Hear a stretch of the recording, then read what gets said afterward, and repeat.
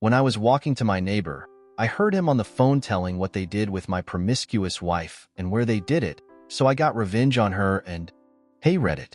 I honestly don't know where to start. My hands are shaking even typing this, but I feel like I need to get it out somewhere, or I'm going to lose it completely.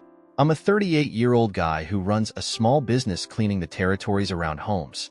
You know, yard work, clearing driveways, trimming hedges, that kind of stuff. I've always loved working outdoors, getting my hands dirty, and seeing the difference I can make in a person's home environment.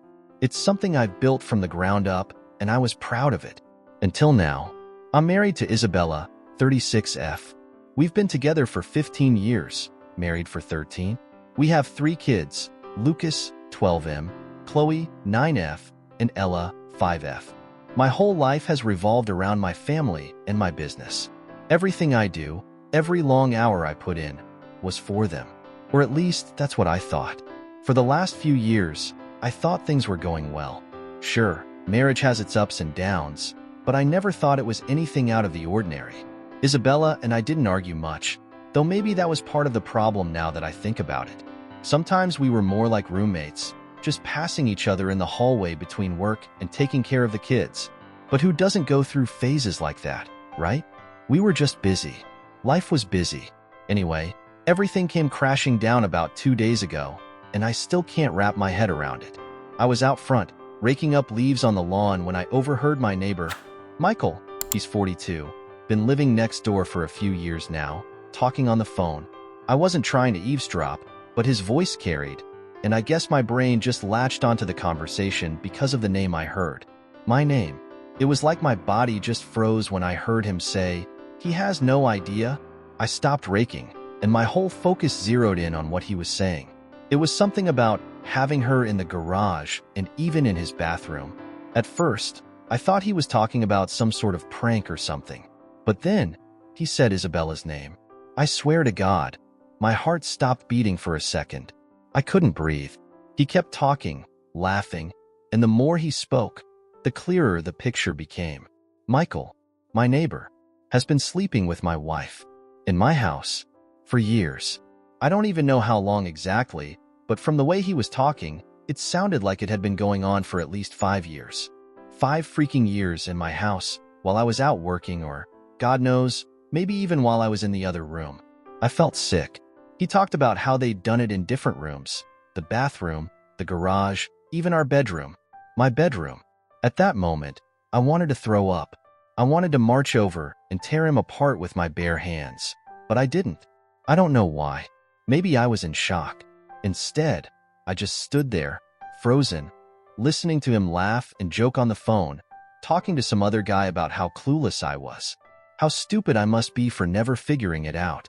I've replayed that conversation 100 times in my head since then, and it just keeps getting worse. I think about all the times I came home late from a job, exhausted, just happy to see my wife and kids.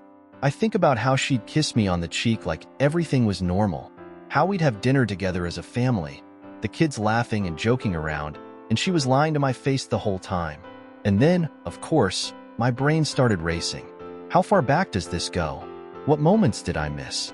Did she ever feel guilty? Did she laugh at me behind my back? Every memory of the last few years feels tainted now, like my entire life was built on a lie. When I finally gathered myself enough to go inside, I looked at Isabella. She was sitting at the kitchen table, scrolling through her phone like it was just another normal day, like she hadn't been betraying me for years.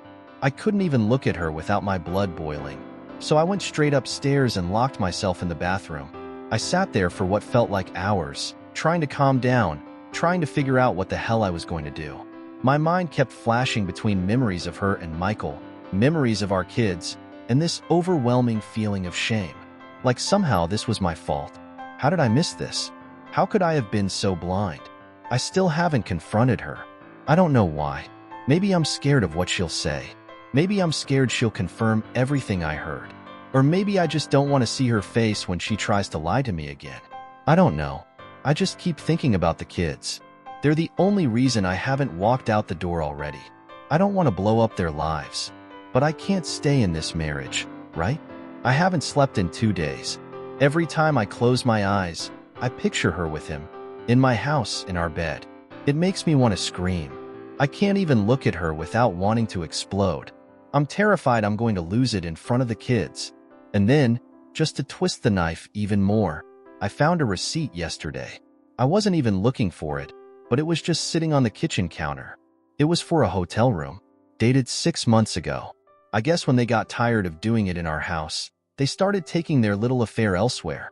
I want to confront her so badly, but I don't even know where to start. How do you even have that conversation? Hey, honey, just overheard the neighbor talking about all the times you've slept with him in my house. Care to explain? What if she denies it? What if she tries to gaslight me into thinking I'm crazy? I feel like I'm spiraling, and I can't see a way out. I don't want to blow up my kids' lives, but I can't keep pretending everything's okay. I keep going back and forth in my head, trying to figure out when it started. I keep thinking about all the times Michael was over, helping out with little things around the house, joking around with the kids. He'd always been so friendly, so helpful. Hell, I even thought we were friends at one point. I'd never imagined he'd be capable of something like this. But now, looking back, there were signs.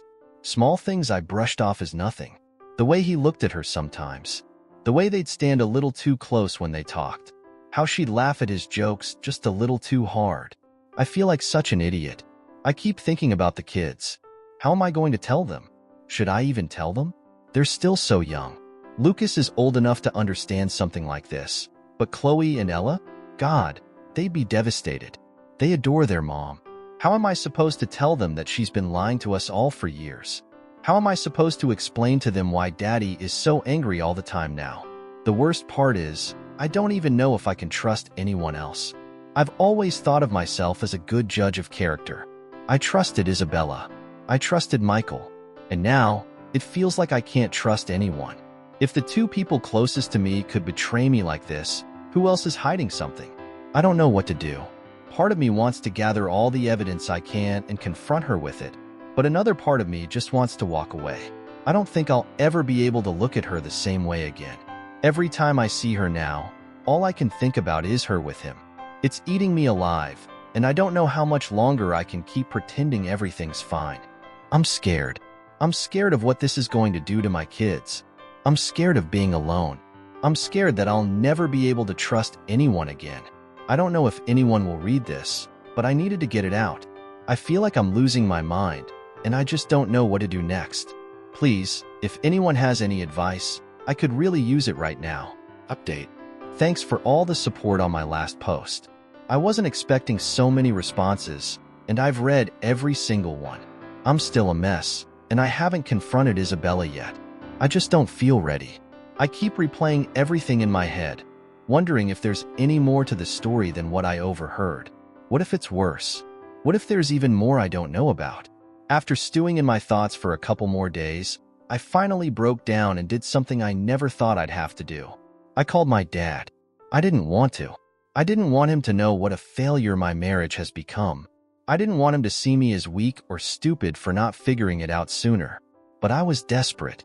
I didn't know who else to turn to, and I needed someone who could give me some kind of direction.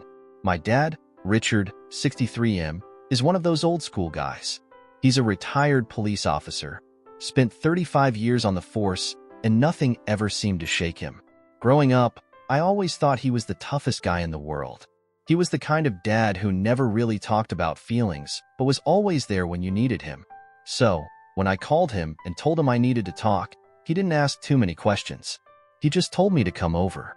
I drove to my parents' house, which is about 30 minutes away from where we live. I had this knot in my stomach the whole way there. I felt like a kid again, about to confess to doing something wrong. When I pulled into the driveway, I sat in the car for a few minutes, just staring at their house, trying to gather the courage to go inside. Finally, I couldn't put it off any longer, so I got out and knocked on the door. My dad opened it, looking as solid and unshakable as ever. He didn't say much, just gave me a nod and stepped aside to let me in. My mom wasn't home, probably out shopping or visiting friends, so it was just the two of us. We sat in the living room, and I told him everything. About how I'd overheard Michael talking on the phone, about the affair, about how long it had apparently been going on. I didn't hold anything back. I told him how I felt like my world was collapsing around me, how I didn't know what to do or where to go from here. The whole time I was talking, my dad just sat there, listening quietly, not interrupting, not reacting, just letting me get it all out. When I finished, there was a long pause. I could hear the clock ticking on the wall, and for a moment, I thought he was going to tear into me for not confronting her sooner or for letting it go on as long as it had. But then, he spoke. "You need to be smart about this," he said, his voice calm and steady. "Don't go off half-cocked. You need proof. Real proof. Not just what you overheard." I hadn't even thought about proof. I mean, I knew what I heard was real, but I guess it hadn't occurred to me that it might not be enough. My dad leaned forward in his chair, his face serious. "Confronting her without anything solid is a mistake," he continued. "She'll deny it. She'll lie, and without proof, you won't have anything to stand on. You'll look like the bad guy, and she'll turn it around on you. You don't want that." He was right. As much as I hated to admit it, he was right. I didn't have any real evidence besides the conversation I'd overheard, and that wasn't going to be enough if she tried to lie her way out of it. Then, he suggested something I never would have thought of on my own. "I have a friend," he said, "a private investigator. Mark, 58M. He's one of the best in the business. If you want, I can give him a call. He'll get you everything you need." A private investigator. My mind was spinning. This was starting to feel like something out of a crime drama, not my life.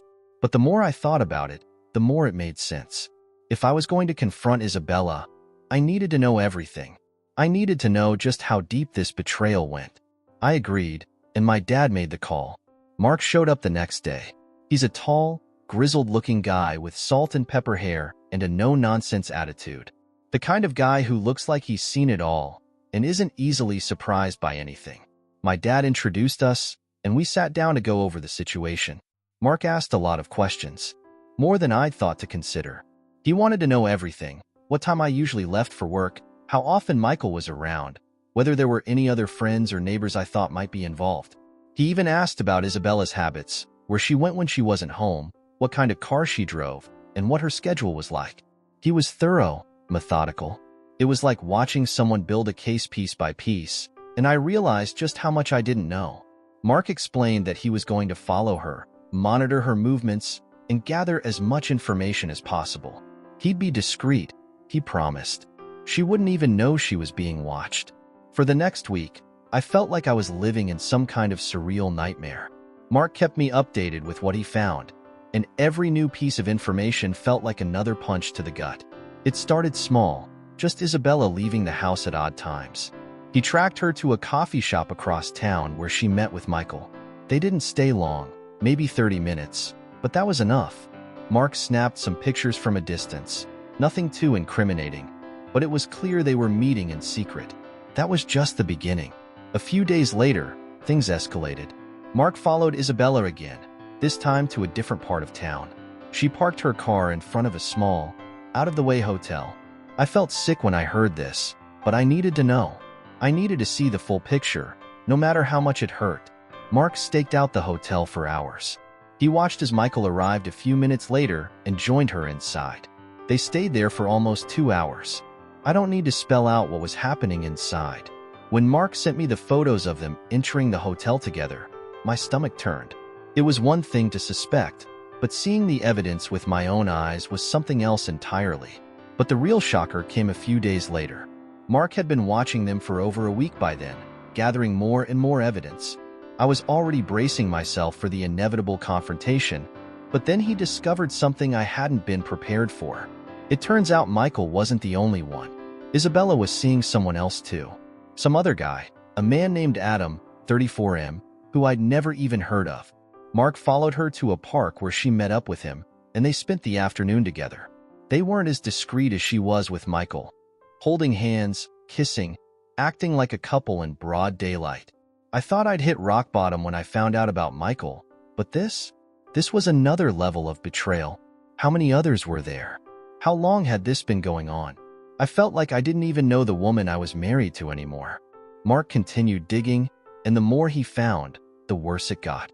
He uncovered bank statements, secret email accounts, even a burner phone she'd been using to communicate with both men. Isabella had been living a double life, and I had no idea. The worst part was realizing how much she'd lied. Not just about the affairs, but about everything. She had entire parts of her life that I knew nothing about. Places she went, people she saw, things she did when I thought she was just out running errands or taking the kids to school. She was a stranger to me now, and I couldn't understand how I hadn't seen it sooner. Mark compiled everything into a neat little folder for me. Photos, emails, texts, financial records. It was all there. All the evidence I needed to confront her. But now that I had it, I didn't know what to do. My dad called me the night before I was supposed to confront her. He asked me how I was holding up, and I didn't even know how to answer. I felt numb, hollow, like my whole world had been torn apart, and I didn't even know where to start putting the pieces back together. Just remember, my dad said, you've got the upper hand now. You know the truth. Don't let her manipulate you. Don't let her make you doubt yourself. You've got the proof. Stick to that. The next morning, I sat in the kitchen, staring at the folder Mark had given me. The kids were already off to school, and Isabella was getting ready to head out for the day. I could feel the weight of everything pressing down on me, but I still couldn't bring myself to speak. She walked into the kitchen, completely unaware of what was about to happen. She smiled at me, this casual, innocent smile, and my blood boiled. How could she stand there, acting like everything was fine, like she hadn't been lying to me for years? I opened my mouth to say something, but the words got stuck in my throat.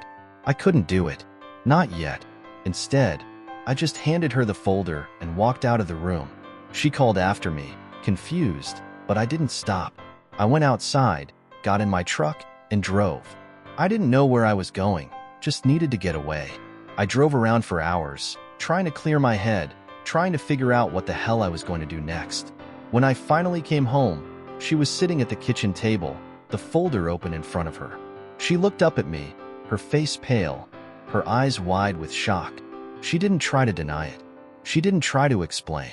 She just sat there, staring at the evidence, like she couldn't believe she'd been caught.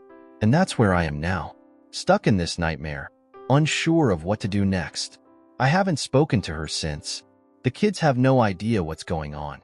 I feel like I'm living in limbo, waiting for the other shoe to drop. Update.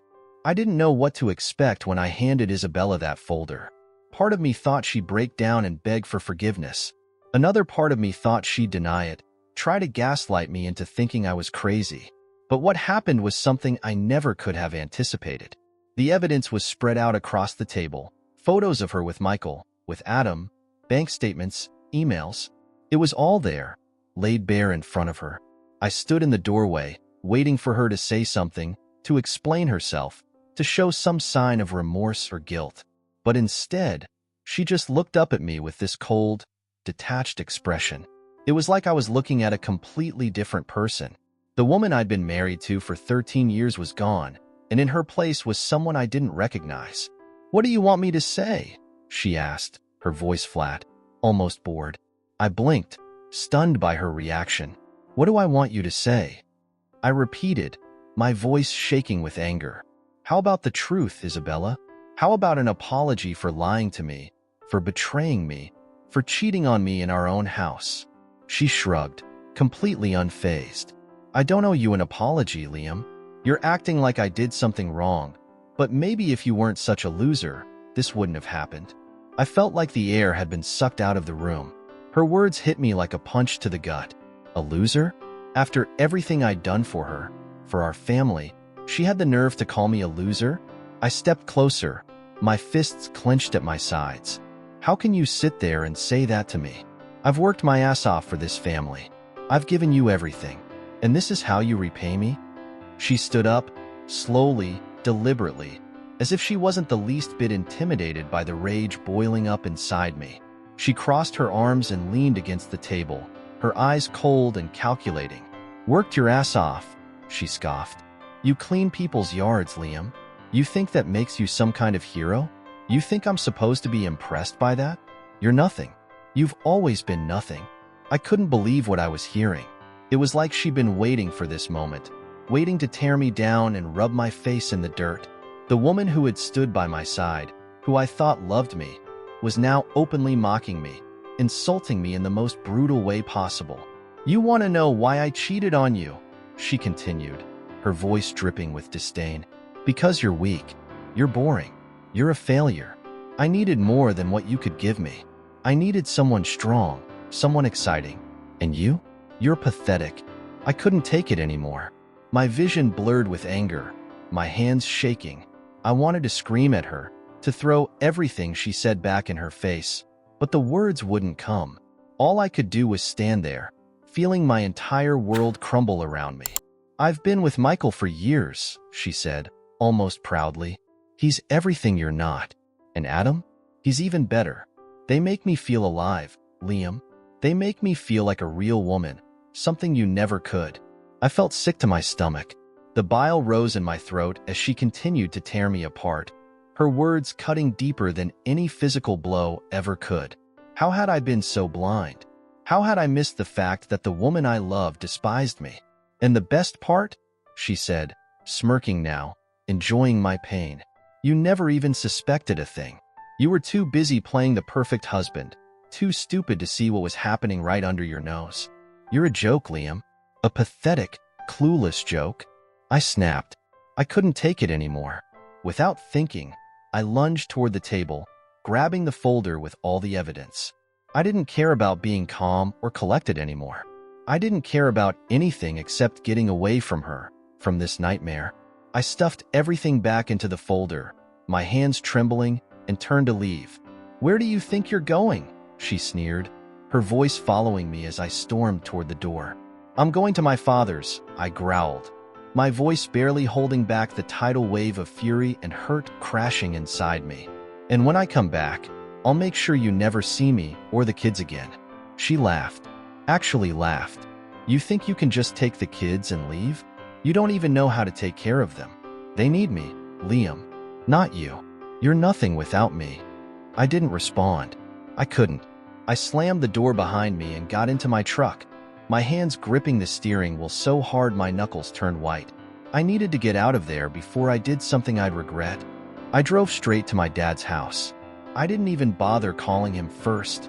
I just needed to get there, to get away from Isabella's poisonous words. When I pulled into the driveway, my heart was racing, my mind still reeling from everything she'd said. My dad was in the garage, working on one of his old cars. When he saw me, he wiped his hands on a rag and walked over, his brow furrowed in concern. He could tell something was wrong the moment he saw my face. "I need your help," I said, my voice barely above a whisper. He nodded, not asking any questions, just like he always did. "Come inside." We sat in the kitchen, and I told him everything. I told him about Isabella's reaction, about how she called me a loser, about how she'd been with not just Michael but Adam too. I told him how she'd mocked me, belittled me, and laughed in my face. My dad listened quietly, his face growing more serious with every word. When I finished, he let out a long sigh and leaned back in his chair. "She's toxic, Liam," he said, his voice firm. "You can't stay in that house. You can't let her continue to manipulate you like this." "I know," I said, my voice shaky. "But what about the kids?" "She's right. I don't know how to take care of them on my own." "You don't have to do it on your own," he said. "We'll figure it out. But first, you need to get out of that house. You need to get away from her." My dad had always been a man of few words, but when he spoke, you listened. And right then, I knew he was right. I couldn't stay with Isabella. Not after what she'd said, not after everything she'd done. "I'll help you," he continued. "We'll find a good lawyer, someone who can help you get custody of the kids. And if she tries to fight it, we've got the evidence. She can't hide from what she's done." It was a relief to hear my dad say those words, to know that I wasn't alone in this. But at the same time, the reality of what was happening hit me like a ton of bricks. My marriage was over. My family was falling apart, and there was nothing I could do to fix it.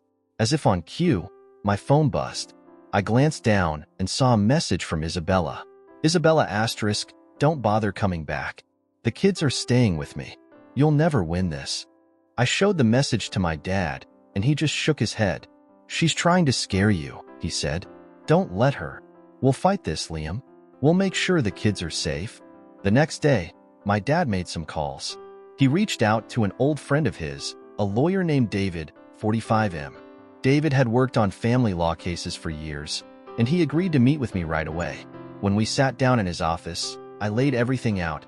Everything Mark had found, everything Isabella had said, and how she was now threatening to keep the kids from me. David listened carefully, taking notes, his face serious. "You have a strong case," he said after I finished. "The evidence you have is more than enough to file for divorce and fight for custody.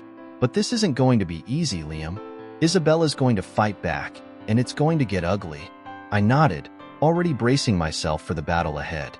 David explained the steps we'd need to take: filing for divorce, getting a temporary custody order, gathering more evidence if needed. He assured me that we had a good chance of winning, but warned me that Isabella wouldn't go down without a fight. And he was right. That night, I got another message from Isabella. This time, it was more threatening. "Isabella asterisk, if you think you're taking my kids away from me, you're out of your mind. I'll ruin you, Liam. I'll make sure everyone knows what a pathetic loser you are." I showed the message to David, and he just shook his head. "She's desperate," he said. "She knows she's losing control, and she's lashing out. Don't engage with her. Let me handle it." But the messages didn't. Stop. Over the next few days, Isabella bombarded me with texts, emails, even phone calls, all filled with insults, threats, and accusations. She accused me of being a bad father, of not caring about the kids, of being weak and worthless. It was like she was trying to tear me down, to break me so that I'd give up. But I wasn't going to give up. Not anymore. With my dad and David by my side, I felt stronger than I had in weeks. I wasn't going to let Isabella control me anymore. I wasn't going to let her destroy my life. We filed for divorce the next day, and that was just the beginning of the fight. Update. The day I stepped into the courtroom felt surreal. The past few weeks had been a blur of lawyer meetings, text message threats from Isabella, and sleepless nights wondering what would happen next. My heart pounded in my chest as I walked through the courthouse doors, trying to keep my nerves under control. This was it. The final showdown. Everything would be laid bare here, and the court would decide the fate of my kids, my future, and whatever was left of my life. My father, Richard, stood beside me, his face a mask of calm strength. I don't know how I would have made it through the past few months without him. And next to him was David, my lawyer, dressed in a sharp suit, carrying a briefcase full of evidence we'd gathered. Mark's photos, the emails, the hotel receipts, all of it. I trusted David. He had a no-nonsense approach, and every time we'd met, he'd assured me that we had a solid case. We entered the courtroom, and there she was, Isabella Starr. She sat at the other table with her own lawyer, a woman named Melissa, 40F, who was known for being ruthless in divorce cases. Isabella looked as cold and composed as ever, her long dark hair pulled back into a tight bun. She didn't even look my way as I walked in. She was wearing a crisp navy blue suit, and it struck me how detached she looked, as if this whole process was just another task on her to-do list. I wondered if the person I had married was always this cold, or if this was someone she had become over time. The judge, Judge Harris, 56M, a serious-looking man with silver hair and piercing blue eyes, called the court to order. He was known for being strict but fair, and I hoped that would work in my favor today. The stakes were higher than ever. Custody of our 3 children was on the line, and Isabella was determined to make sure I got as little time with them as possible.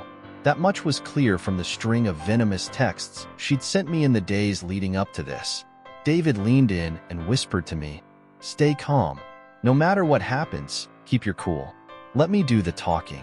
I nodded, trying to keep my breathing steady.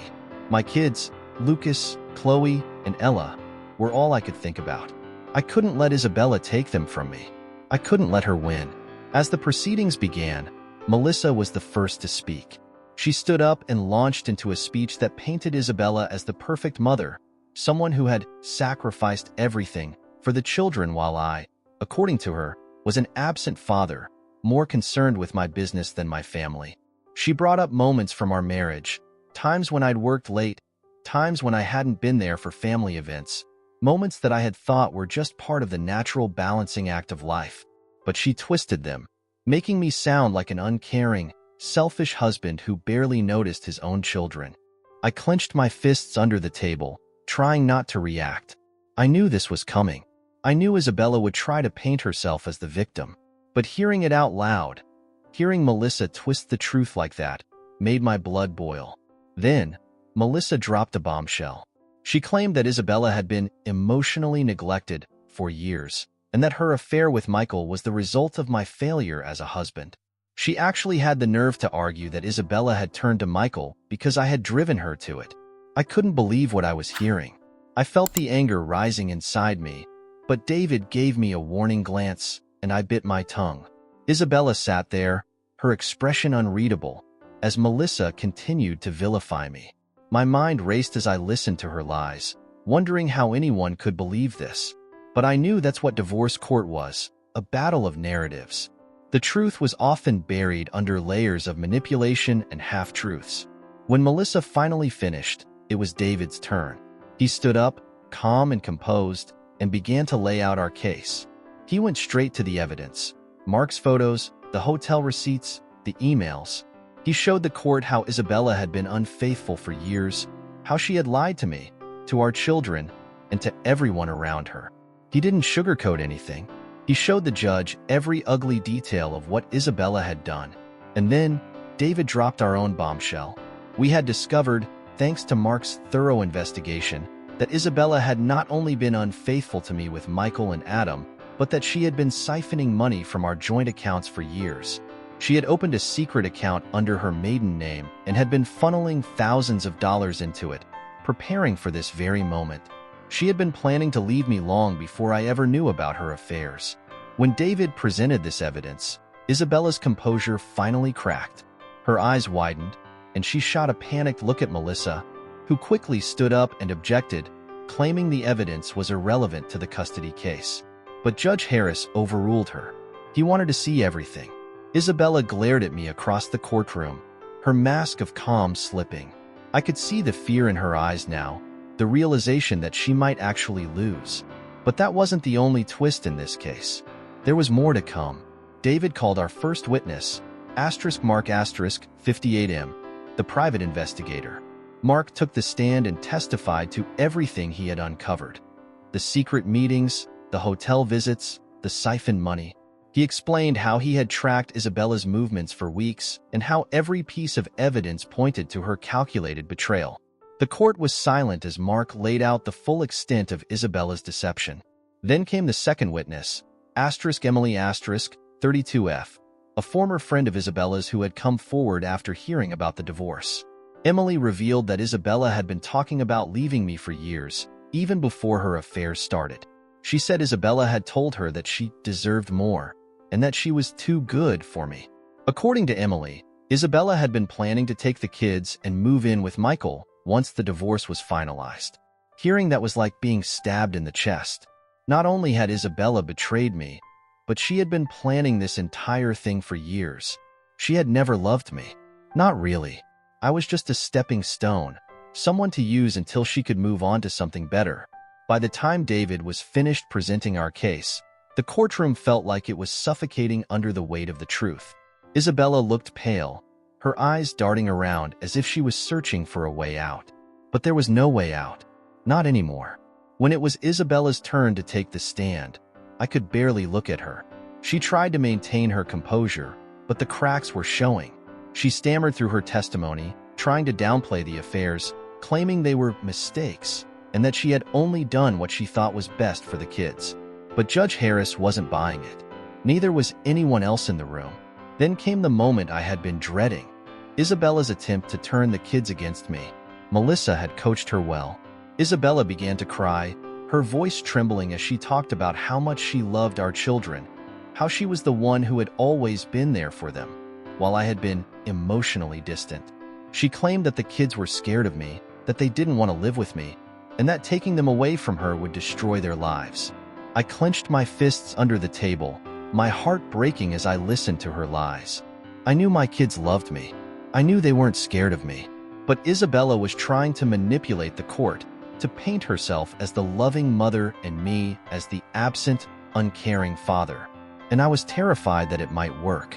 But then, something incredible happened. Judge Harris asked to speak with Lucas, Chloe, and Ella privately, without either of us present. It was a rare request, but one that I was grateful for. I didn't want the kids to feel like they had to choose between their parents in front of us. So, we waited, my heart in my throat, as the judge spoke with my children. When they returned, Lucas, my 12-year-old, looked straight at me and smiled. It was a small smile, but it was enough. I knew then that everything was going to be okay. The judge called the court back to order and delivered his verdict. After reviewing the evidence and speaking with the children, Judge Harris began, his voice stern and authoritative. It is clear that Mr. Liam has been a dedicated and loving father. The evidence of Mrs. Isabella's infidelity, financial misconduct, and manipulation speaks for itself. My heart pounded in my chest as he continued. I am awarding primary custody of Lucas, Chloe, and Ella to Mr. Liam. Mrs. Isabella will have visitation rights, but the court finds that it is in the best interest of the children to remain with their father. I felt like the weight of the world had been lifted off my shoulders. I had one. I had actually won. My kids were safe, and Isabella couldn't take them from me. But Judge Harris wasn't done. As for the financial misconduct, he said, turning to Isabella, the court finds that Mrs. Isabella will be responsible for returning the funds she siphoned from the joint account. Additionally, Mr. Liam is entitled to SP. Spousal support, given the circumstances of the case. Isabella's face turned ashen. She opened her mouth to protest, but Melissa quickly pulled her aside, whispering something in her ear. Whatever fight Isabella had left drained out of her in that moment. She knew she had lost. The court adjourned, and I stood there for a moment, feeling a mix of relief and exhaustion wash over me. My father clapped a hand on my shoulder, his face filled with pride. David shook my hand, smiling for the first time since we started this process. I looked across the courtroom at Isabella one last time. She was gathering her things, avoiding eye contact with me. She had been exposed for who she truly was, and there was no going back now. She had lost her kids, her reputation, and her plan to destroy me had backfired in the worst way possible. As I walked out of the courthouse, the sun shining down on my face, I felt something I hadn't felt in months: hope. I knew there was still a long road ahead, and things wouldn't be easy, but for the first time in a long time, I felt like I could breathe again. I was going to be okay. My kids were going to be okay. And no matter what happened next, I knew I had the strength to face it. This was the end of my marriage, but it wasn't the end of my life. Subscribe and listen to new life and exciting stories every day.